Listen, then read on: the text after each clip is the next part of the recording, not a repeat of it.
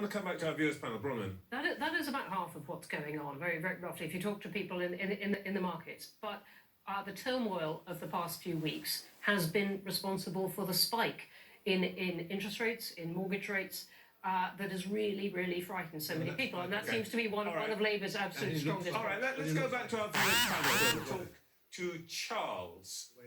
Charles. Yes, hello, Trevor. Good evening. Hello. What's your view on this issue of the instability, the relationship with the market, the point that Gillian and Dan have been discussing about the size of our debt pile? Okay, I mean, the way that I look at it is that the problems we have today from an economics perspective, it's not things that happen today. It's not this trust, neither is it quasi-quarantine. There was a lot of expenditure, during the COVID times, and lots of money. People had to make claims, loan claims and stuff like that, and so it's you had this inflationary tendencies in the system already. Okay, let's see how many of the viewers panel are with you in spirit on this. You remember at the beginning of the programme I asked you how many of you wanted a general election now or very soon. Let's see if your opinion has moved at all. Let's see, those of you who think that now would be a good time to have a general election, having heard what you've heard about the issues of stability and so on, those, put your hands up. Those who think now would be a good moment.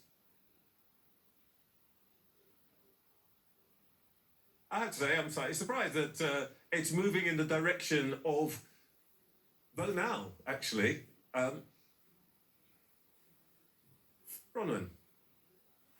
I'm very glad Charles has mentioned the pandemic, because we've been floating through this conversation as if the past couple of years never happened, and obviously part of the predicament we're in as a country is because of that, and the debt and the spending that we went into because of that. But the fact is that this country doesn't have enough money for the things that people want any government to spend it on, and any government that is running for election now is going to have to answer that, Labour as well as Conservatives. Yeah, I think there's been a real weird lack of context here in terms of both the pandemic, like the amount of support, the spending that's occurring, the lion's share of it has been on COVID, and support for households with heating. The lack of discussion in a lot of news media about what's happening in other countries. You look at the interest rates in the US, what are mortgage payers doing there? But we seem to think this is happening in isolation. One thing I would say, just as I'm a guy that grew up in London, moved out to the home counties. I'm sort of like a modern Mondeo man, and what I want from the Conservatives is I want to know how they're going to grow the economy and lower taxes. And fair enough, the markets did need a certain amount of reassurance, but what the plans that Jeremy Hunt has in place today don't seem to give any promise of either of those things. Okay, thank you very much. We are going to go to a break. You're watching The Great Debate. Coming up after that break, Jeremy Hunt has scrapped virtually all the tax cuts announced in the mini-budget and says universal support for energy bills will end in April. So are we looking at a future of yet more austerity, whoever is in charge? I'm announcing today a Treasury-led review into how we support energy bills beyond April next year. It is now very clear that we also now face another round of austerity cuts that will damage our public services.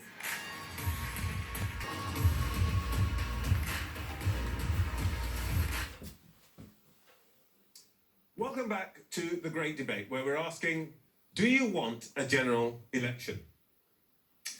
Now, everybody accepts that there's still a huge hole in government spending plans, and nobody yet knows how it's going to be filled. Taxes aren't likely to come down anytime soon. There's no point in sugarcoating it. With inflation and interest rates rising, whoever's in charge is going to have to steward the UK economy through some tough times. Let's go back to our viewers panel and talk to Jane in Brighton. Good evening, Jane. What's your take on this issue of what happens next? From my point of view, I think Boris Johnson trashed the reputation of the Conservative Party on ethics and honesty. And now we've got an unelected Prime Minister who's now trashed their economic reputation, and even worse, the economic reputation of the country. George Osborne's austerity brought pain and services to their knees. Looking at the NHS and many other services, it seems like it doesn't matter who's going to be in charge next. We're going to be facing more and more austerity. So my question, Trevor, is which public sector services will have to make cuts to pay for Liz Truss's errors? Okay, thank you very much, Jane. Well, there's a gloomy prognostication and a question. Which services will have to be cut to pay for the Prime Minister's errors? Jeff Norcott. Well, I think, the Conservative Party that won the election in 2019, that was about building a new coalition with kind of working class voters in the Red Wall. So the idea that any of the pain currently around now can be visited directly on people on lower incomes, I think you start to lose every aspect of the Conservative electoral coalition. They don't seem particularly pro-business in the South East, and they don't seem to be particularly in tune with working people up north. So I think that is an incredibly thorny issue for them. Well, this was the case made by a senior Conservative MP, Halfon, when he said 10 years of building blue-collar conservatism, Red Wall, trashed. Is that your view about that? Well, I think that for a lot of people, you sort of they would feel that they lent the Conservatives their vote in 2019. And the one thing, when you borrow something or when you lend, you don't want to give it back with a scratch on it. So I think it would be a very brave Conservative politician that would cut in areas that would affect people on lower and lower middle incomes. Daniel, we can argue about whether it is 20 million or 30 million, what the hole is, but there is a hole. Where does the Chancellor look for that money? Well, I don't have the answer to that, and I'm not going to pretend I do. I'm going to agree with Jeff, but I want to make a point about Labour, because I want to make a point because we've got a very short time now. No, I'll be very brief. Really I think the problem I'd really like to ask what the Tories do, because they're in government. The problem he has described applies to both parties. Neither of them have answers to this question of how you build a coalition that satisfies across that whole spectrum. That's all I really wanted to say. Okay. It's systemic now in the way our parties are structured, rather than being specific to one party. All right, that's a fair point. Let's come back to our viewers panel and talk to Ayan. Ayan, Jane's asked, where is the money to fill the hole going to come from? Where are the cuts? What do you think? Well, I mean, if I'm being honest, right, I think cuts are one of those things where you got to be really careful with them because they are going to hurt, like Geoff said, many working class people. So you want to be careful where they're going for. I personally feel like when you're talking about things like cuts, it would make a bit more sense in terms of kind of having neoliberal policies to kind of have growth and possibly decreasing tax. So that way, rather than cuts, even with lower tax rates, right? The profits of companies can still be taxed. You can still invest those into public services. All right, thank you very much, Ayan. Gillian Tett, it's a bind, isn't it? I mean, Ayan there's a student in Essex. We've got a choice, haven't we? We could make massive cuts now. We could extend the borrowing, but make sure he's paying for the rest of his natural life. What happens? Yeah, it's very unhappy. I mean, Jeremy Hunt said it's eye-watering. Sitting in New York, I'm not going to make too many prognoses, except make the point that firstly, it's a problem faced by most governments.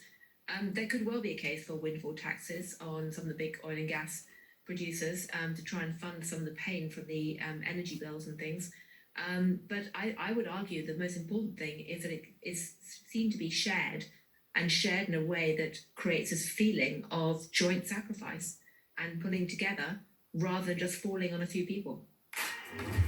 Okay, well, that's all we have time for on an evening when it's felt like the fate of the Prime Minister is hanging in the balance.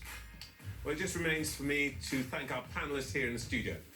Jeff Norcott, Bronwyn Maddox, Daniel Moylan, and Gillian Tett. And of course, as always, it's you at home who are at the centre of our conversation. If you'd like to be part of our programme next time, get in touch by emailing thegreatdebate@sky.uk. For now, I want to thank everyone on our viewers panel for really thoughtful contributions tonight. Really appreciated it. And also to say to you at home, keep talking. And we'll see you again at the same time next week for The Great Debate.